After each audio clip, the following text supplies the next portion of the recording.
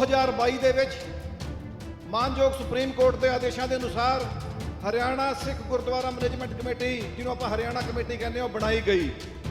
ਇਸ ਕਮੇਟੀ ਨੇ ਮਰਿਆਦਾ ਦੇ ਅਨੁਸਾਰ ਕਾਰਨ ਨਹੀਂ ਕੀਤੇ ਤੇ ਇਹਨਾਂ ਨੇ ਇਹ ਆਪਸ ਹੀ ਇੱਕ ਦੂਜੇ ਨਾਲ ਮਾੜੀ ਸ਼ਬਦਾਵਲੀ ਵਰਤਦੇ ਰਹੇ।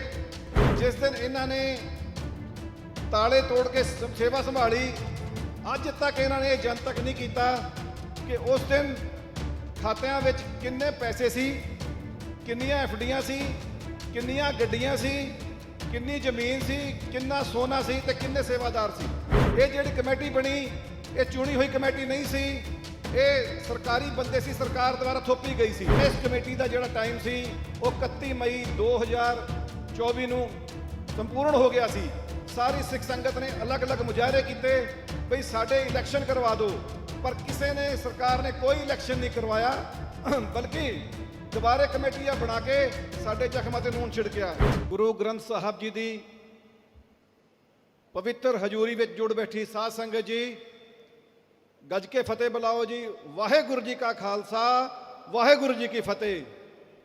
ਸਭ ਤੋਂ ਪਹਿਲਾਂ ਮੈਂ ਆਪ ਸਭ ਨੂੰ ਤੇ ਸਾਡੇ ਜਿਹੜੇ ਮਹਾਪੁਰਸ਼ ਆਏ ਨੇ ਉਹਨਾਂ ਨੂੰ ਤੇ ਹਰਿਆਣਾ ਸਿੱਖ ਏਕਤਾ ਦਲ ਨੂੰ ਬਹੁਤ-ਬਹੁਤ ਵਧਾਈ ਦਿੰਦਾ ਕਿ ਜਿਨ੍ਹਾਂ ਨੇ ਹਰਿਆਣੇ 'ਚ ਪਹਿਲੀ ਵਾਰ ਇਹ ਉਪਰਾਲਾ ਕੀਤਾ ਕਿ ਆਪਾਂ ਸਾਰੇ ਹਰਿਆਣੇ ਦੀ ਸਿੱਖ ਸੰਗਤ ਆਪਣੇ ਸਿੱਖਾਂ ਦੇ ਮਸਲਿਆਂ ਨੂੰ ਲੈ ਕੇ ਇੱਥੇ ਇਕੱਤਰ ਹੋਏ ਹਾਂ ਤੇ ਆਪਾਂ ਵਿਚਾਰ ਵਟਾਂਦਰਾ ਕਰ ਰਹੇ ਹਾਂ। ਤੁਹਾਡਾ ਸਭ ਦਾ ਬਹੁਤ-ਬਹੁਤ ਧੰਨਵਾਦ।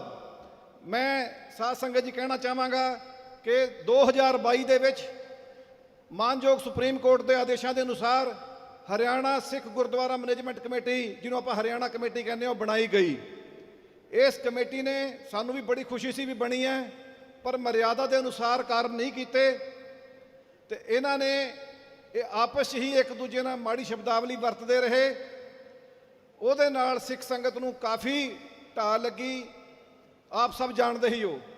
ਜਿਸ ਦਿਨ ਇਹਨਾਂ ਨੇ ਤਾਲੇ ਤੋੜ ਕੇ ਸੇਵਾ ਸੰਭਾਲੀ, ਅੱਜ ਤੱਕ ਇਹਨਾਂ ਨੇ ਇਹ ਜਨਤਕ ਨਹੀਂ ਕੀਤਾ ਕਿ ਉਸ ਦਿਨ ਖਾਤਿਆਂ ਵਿੱਚ ਕਿੰਨੇ ਪੈਸੇ ਸੀ, ਕਿੰਨੀਆਂ ਐਫਡੀਆਂ ਸੀ, ਕਿੰਨੀਆਂ ਗੱਡੀਆਂ ਸੀ, ਕਿੰਨੀ ਜ਼ਮੀਨ ਸੀ, ਕਿੰਨਾ ਸੋਨਾ ਸੀ ਤੇ ਕਿੰਨੇ ਸੇਵਾਦਾਰ ਸੀ। ਅੱਜ ਤੱਕ ਵੀ ਕਿਸੇ ਸਿੱਖ ਸੰਗਤ ਨੂੰ ਇਸ ਚੀਜ਼ ਦਾ ਪਤਾ ਨਹੀਂ, ਨਾ ਹੀ ਕੋਈ ਸਰਕਾਰ ਨੇ ਇਹਦੀ ਕੋਈ ਐਫਡੀ ਬਣਵਾਈ, ਸਰਕਾਰ ਨੇ ਕੋਈ ਦੀ ਇਨਕੁਆਇਰੀ ਕਰਵਾਈ।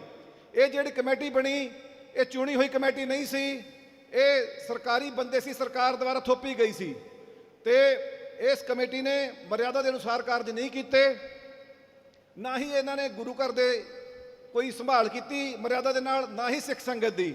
ਪਿੱਛੇ ਦਿਨੀ ਅਮੂਪੁਰ ਜ਼ਿਲ੍ਹਾ ਕਰਨਾਲ ਵਿੱਚ ਵੀ ਇਹ ਘਟਨਾ ਹੋਈ, ਸਿੱਖ ਸੰਗਤ ਦੇ ਮਕਾਨ ਢਾਹ ਢੇਰੀ ਕੀਤੇ ਗਏ। ਉੱਥੇ ਵੀ ਇਹਨਾਂ ਨੇ ਕਿਹਾ ਸੀ ਕਿ ਅਸੀਂ ਮਕਾਨ ਬਣਾ ਕੇ ਦੇਵਾਂਗੇ, ਜਗ੍ਹਾ ਦਵਾ ਕੇ ਦੇਵਾਂਗੇ। ਅੱਜ ਤੱਕ ਕੋਈ ਜਗ੍ਹਾ ਨਹੀਂ ਦਵਾਈ। ਅਸੀਂ ਤਾਂ ਕਿਹਾ ਸੀ ਭਾਈ ਇੱਕ ਗੱਡੀ ਘੱਟ ਖਰੀਦ ਲਿਓ ਤੇ ਜਗ੍ਹਾ ਲੈ ਕੇ ਦਿਓ ਸੰਗਤ ਨੂੰ। ਤੇ ਮੇਰੀ ਇਹ ਜਿਹੜੀ ਸਾਰੀ ਸਾਧ ਸੰਗਤ ਅੱਗੇ ਇੱਕ ਬੇਨਤੀ ਹੈ ਕਿ ਇਸ ਕਮੇਟੀ ਦਾ ਜਿਹੜਾ ਟਾਈਮ ਸੀ ਉਹ 31 ਮਈ 2024 ਨੂੰ ਸੰਪੂਰਨ ਹੋ ਗਿਆ ਸੀ।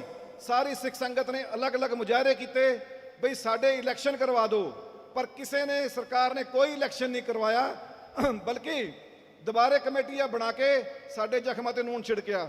ਸਾਡੀ ਇੱਕ ਕੁਰੂਕਸ਼ੇਤਰ ਦੇ ਵਿੱਚ 3 ਕਿੱਲੇ ਜ਼ਮੀਨ ਮਿਊਜ਼ੀਅਮ ਦੇ ਵਾਸਤੇ ਸਰਕਾਰ ਨੇ ਦਿੱਤੀ ਸੀਗੀ, ਉਹ ਜ਼ਮੀਨ ਵਾਪਸ ਲੈ ਲਈ। ਬਿਲਕੁਲ 6ਵੀਂ ਪਾਤਸ਼ਾਹੀ ਗੁਰਦੁਆਰਾ ਦੇ ਨਾਲ ਉਹ ਜ਼ਮੀਨ ਸੀਗੀ, ਉਹ ਜ਼ਮੀਨ ਵਾਸਤੇ ਵੀ ਕੋਈ ਆਵਾਜ਼ ਨਹੀਂ ਉਠਾਈ ਗਈ ਤਾਂ ਕਿ ਅਸੀਂ ਆਪਣਾ ਉੱਥੇ ਮਿਊਜ਼ੀਅਮ ਬਣਾ ਸਕਦੇ। ਤੇ ਮੇਰੀ ਆਪ ਸਭ ਨਾਲ ਬੇਨਤੀ ਹੈ ਕਿ ਹੁਣ ਆਪਾਂ ਸਭ ਨੇ ਇਕੱਠੇ ਹੋ ਕੇ ਇਹ ਜ਼ੋਰ ਮਾਰਨਾ ਹੈ ਕਿ ਸਾਡੇ ਚੁਣੇ ਹੋਏ ਨੁਮਾਇੰਦੇ ਹੀ ਸਾਡੀ ਸੇਵਾ ਗੁਰੂ ਘਰ ਦੀ ਕਰਨ। ਛੇਤੀ ਤੋਂ ਛੇਤੀ ਗੁਰੂ ਘਰਾਂ ਦੇ ਇਲੈਕਸ਼ਨ ਹੋਣ ਤੇ ਆਪਾਂ ਚੁਣੇ ਹੋਏ ਬੰਦੇ ਗੁਰੂ ਘਰਾਂ ਦੀ ਸੇਵਾ ਮਰਿਆਦਾ ਨਾਲ ਕਰਨ ਤੇ ਸਿੱਖ ਸੰਗਤ ਨੂੰ ਦੀ ਵੀ ਜੋ ਵੀ ਕਿਤੇ ਭੀੜ ਪੈਂਦੀ ਹੈ ਉਹਨੂੰ ਸੰਭਾਲ ਕਰਨ।